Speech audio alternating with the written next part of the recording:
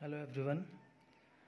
This lesson is for third class and ये जो lesson है ये लेसन है थर्ड क्लास का ईवीएस का फर्स्ट लेसन। ध्यान से सुनेंगे। Third class EVS first lesson, name है living and non living things. तो लिसन इट केयरफुली और जो आपको समझ में चीज़ें आ जाएंगी तो इस लेसन को बड़े ध्यान से देखेंगे। This world is made up of many kinds of things. ये जो संसार है ये बहुत ही प्रकार की चीज़ों से बना हुआ है। इस संसार में कई प्रकार की चीज़ें होती हैं। Some of them are living, उनमें से कुछ जो हैं लिविंग होती हैं। While others are non living things, जबकि कई नॉन लिविंग थिंग्स होती हैं। तो हमें इस चैप्टर में देखना है लिविंग थिंग्स कौन सी होती हैं और नॉन लिविंग थिंग्स कौन कौन सी चीज़ें होती हैं। हमारा जो मकसद है, हमारा जो टारगेट है, लिविंग थिंग्स और नॉन लिविंग थिंग्स को पहचानना है। ऐसी कौन सी चीज़ें हैं जो लिविंग थिंग्स हैं, उनमें क्या क्या कैरेक्टरिस्टिक है जिसकी वजह से उन्हें पहचाना जा सकता है, जबकि नॉन लिविंग थिंग को किस तरीके से उनसे डिफरेंट किया जा सकता है। All living things have life and they need air.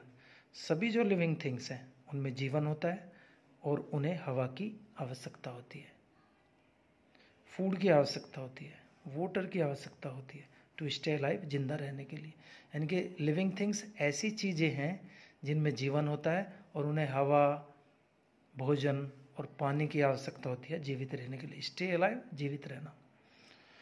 They grow move by them selves, way grow करते हैं, मूव करते हैं, देम सेल्व्स अपने आप, यानी कि ये अपने आप ऊपर बढ़ते हैं। बढ़ना, ग्रो मीन बढ़ना, मूव मीन चलना, एंड हैव बॉडीज, और इनमें अपना शरीर होता है, इनका अपना ही शरीर होता है। Non living things do not have life and they do not need air, food and water. Non living things में जीवन नहीं होता, ना ही उन्हें हवा, भोजन और पानी की आवश्यकता होती। They don't grow and die, वे ना तो ग्रो कर सकते और ना ही मर सकते। ये मरने का और ग्रो करने का जो गुण है वो केवल लिविंग थिंग्स में होगा। ओके,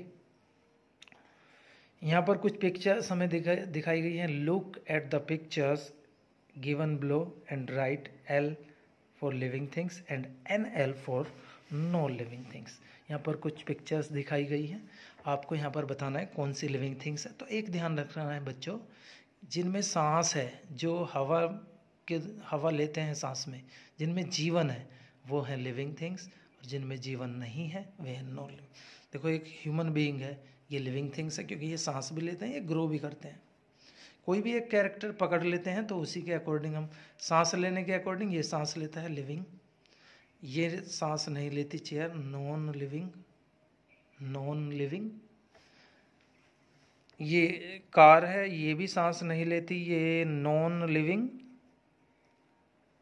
ये पेड़ है, सांस लेता है, ये ग्रो भी कर लिविंग, और ये भी भाई लिविंग। तो ये जो कैट है, एलिफेंट है, एक ट्री है और एक ह्यूमन बीइंग है, मैन, ये चार इसलिए लिविंग थिंग के एग्जाम्पल है, जबकि कार और ये चेयर जो है ये नॉन लिविंग थिंग के एग्जाम्पल हैं। ओके स्टूडेंट्स, नेक्स्ट आ जाते हैं अगला पैराग्राफ पर। Characteristic of living and non living things. Living things और नॉन लिविंग थिंग्स के क्या क्या कैरेक्टर्स हैं। तो लिविंग थिंग्स मूव, पहला कैरेक्टर क्या है, ये मूव करते हैं। लिविंग थिंग्स मूव करते हैं, living things move. All living things show movement, सभी जीवित जो चीज़ें हैं ये मूवमेंट यानी कि गति दिखाते हैं, गति होती है इनमें। They can move on their own, ये अपने आप गति करते हैं। Animals and human being move from one place to another. एक तो जानवर है, कोई भी जानवर हो चाहे, और ह्यूमन बीइंग यानी कि आदमी, मनुष्य मूव कर सकते हैं एक जगह से दूसरी जगह। सपोज करो एक कैट है, वो अपने खाने की खोज में या किसी भी चीज़ के लिए वो एक जगह से दूसरी जगह जाती है। और मनुष्य तो बहुत बड़ा एग्जाम्पल है। मनुष्य यानी कि हम हम लोग भी एक जगह से दूसरी जगह अपने काम करने के लिए चले जाते हैं। To another, in search of food, भोजन की खोज में। शेल्टर, शेल्टर का मतलब घर वगैरह में जाने के लिए। एंड प्रोटेक्शन, और अपनी प्रोटेक्शन करने के लिए, अपने बच्चों की प्रोटेक्शन करने के लिए हम एक जगह से दूसरी जगह चले जाते हैं। तो ये पहला एक एग्जाम्पल है लिविंग थिंग का, और यहाँ पर इनकी पिक्चर्स दिखाई गई हैं। एक डॉग का एग्जाम्पल है, एक फिश का एग्जाम्पल है, एक बर्ड यहाँ पर दिखाई गई है। तो ये तीनों के तीनों ऐसे एनिमल्स हैं जो एक जगह से दूसरी जगह मूव कर सकते हैं, जा सकते हैं एक जगह से दूसरी जगह। आज के लिए बस इतना ही। आई होप कि आपकी चीज़ें क्लियर हुई होंगी। आने वाले समय में, आने वाले दिन में आपकी चीज़ें क्लियर होती चली जाएं। Thank you very much.